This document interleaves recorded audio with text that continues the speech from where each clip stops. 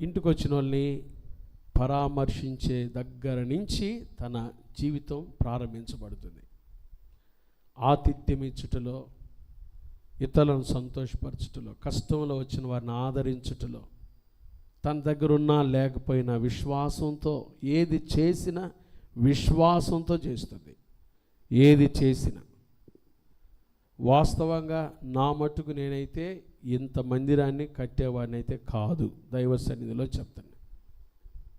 ఆమె విశ్వాసం చాలా గొప్పది. ఏమీ లేనప్పుడే ఈ పని ప్రారంభించింది ఆమె.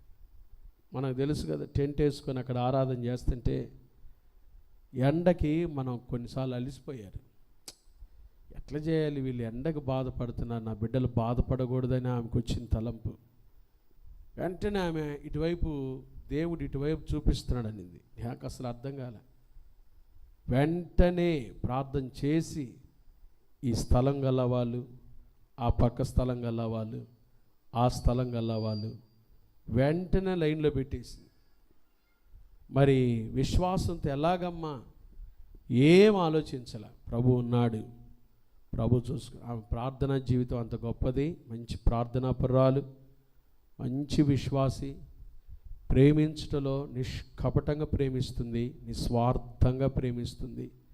తన దగ్గర ఏముంచుకోకపోయినా ఎదుటివారు అందరూ బాగుండాలి అని చూసే మంచి మనసున్న ఆత్మీయ తల్లిని దేవుడు మనకిచ్చాడు.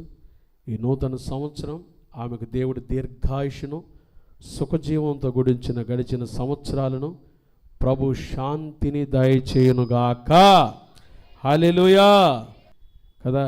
యెషయా గ్రంథంలో చెప్పినట్టు, నిన్ను శాశ్వత శోభాతిశయముగాను బహుతరములకు ఏం చేస్తానన్నాడు, సంతోష కారణముగా చేస్తానన్నాడు. దేవుడు ఆ రీతిగా తన దాసురాల్ని చేయునుగాక, బలపరిచి వాడుకొనుగాక. ఆమె ఆశలు, ఉద్దేశాలన్నీ ఈ క్రైస్ట్ బ్లెస్సింగ్ చర్చ్ పట్ల దేవుడు సంపూర్ణంగా నెరవేర్చునుగాక. ఆమేన్. హల్లెలూయా.